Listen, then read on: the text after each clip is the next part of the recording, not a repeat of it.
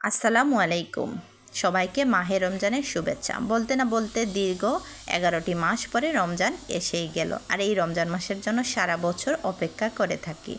তো আমি আসলে রাত্রের বেলা ভুলে গেছিলাম বুট আর ডাল ভিজাতে, কারণ তাহাজ্জুদ, তারপর সেহরি, তিলাওয়াত, তারাবি সব নিয়ে ব্যস্ত ছিলাম, তাই ভুলে গেছিলাম। সকাল সকাল ঘুম থেকে উঠে ছেলেকে মাদ্রাসায় দিয়ে এগুলি ভিজিয়ে নিলাম। তো এদিকে হচ্ছে ভিজানো হয়ে গেছে আদা রসুন, আমি একটু বেটে নিব। আর আমি সব সময় চেষ্টা করি আদা রসুনটা পাটায় বেটে তারপরে খাওয়ার জন্য। আমার ব্লেন্ডারে কেন জানি ভালো লাগে না, এটা আমার অনেক দিনের অভ্যাস। তো জানি না আসলে আপনাদের কাছে কেমন লাগে, অবশ্যই জানাবেন।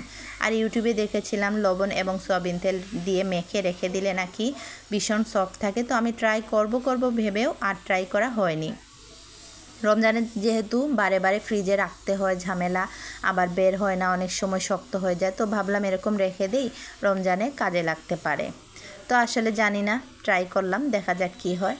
তো এদিকে হচ্ছে গিয়ে আমি প্রত্যেকবার চেষ্টা করি 10টা 11টার দিকে সব কিছু কাটাকাটি করে রেডি করে রেখে দিলে আসরের পরে নামাজ টামাজ পরে একবারে রান্নাঘরে ঢুকলে সারাদিন তাসবিহ, নামাজ, তিলাওয়াত নিয়ে ব্যস্ত থাকা যায়।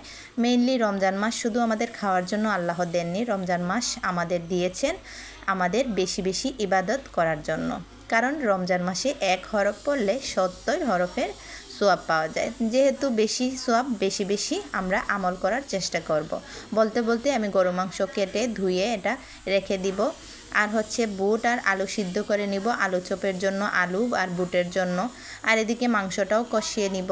সুন্দর করে কষিয়ে রেখে দিলে আমার হচ্ছে রাতেবেলা একটা জাল দিয়ে তাড়াতাড়ি করে খাওয়া যাবে। আসলে যত সময় বাঁচানো যায় রমজান মাসে ততই ভালো। তো বলতে বলতে আমার মাংসটা খুব সুন্দর করে কষানো হয়ে যাচ্ছে। তো কাটা পেঁয়াজ দিয়ে আজকে রান্না করেছি। আর হচ্ছে গিয়ে মাংসটা কষানো হয়ে গেলে একটু ঝোল দিয়ে জাল দিয়ে রেখে দিব। আর এদিকে বুট আর আলু আলহামদুলিল্লাহ সিদ্ধ হয়ে গেছে। এদিকে আমি হচ্ছে গিয়ে মাংসটাকেও নামিয়ে নিব। তো হচ্ছে গিয়ে আলহামদুলিল্লাহ মাংসটাও খুবই সুন্দর কালারফুল হয়েছে। তো আমার এদিকে রান্না হয়ে গেছে। আর এদিকে ডালটাও ধুয়ে নিয়েছি, ডালটাও ভিজে গেছে।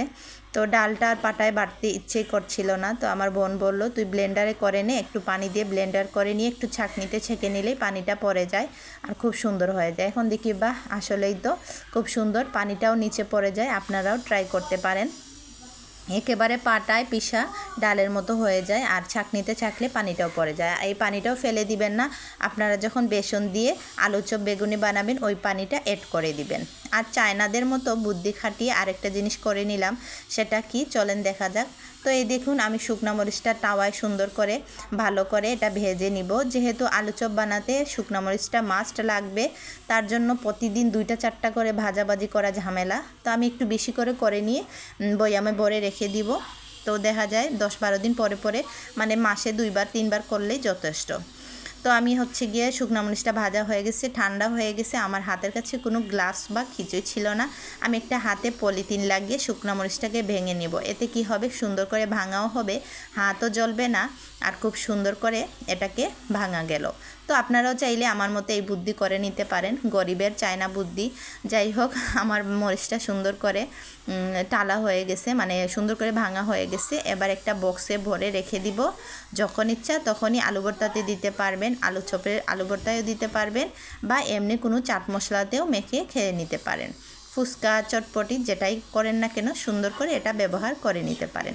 আর আমি আসলে এরকমই। তো হাতটাও কি সুন্দর থাকে দেখুন। তারপরে হচ্ছে গিয়ে এদিকে আলু চপের জন্য আলুটাও রেডি করে নিচ্ছি। ভাজা পেঁয়াজ, শুকনা মরিচ, লবণ, ভাজা জিরে, আর হচ্ছে অবশ্যই ধনেপাতা দিয়ে সুন্দর করে আলু চপ রেডি করে ফ্রিজে রেখে দিব। আর এদিকে ভাইয়া আপনাদের হচ্ছে রাতেবেলা কিছু ফল এনেছিল, আর এটা গুছাবো করে আর গুছানোই হয় না। তো এই পর্যন্তই, ভালো থাকবেন, আমার জন্য দোয়া করবেন। আসসালামু আলাইকুম।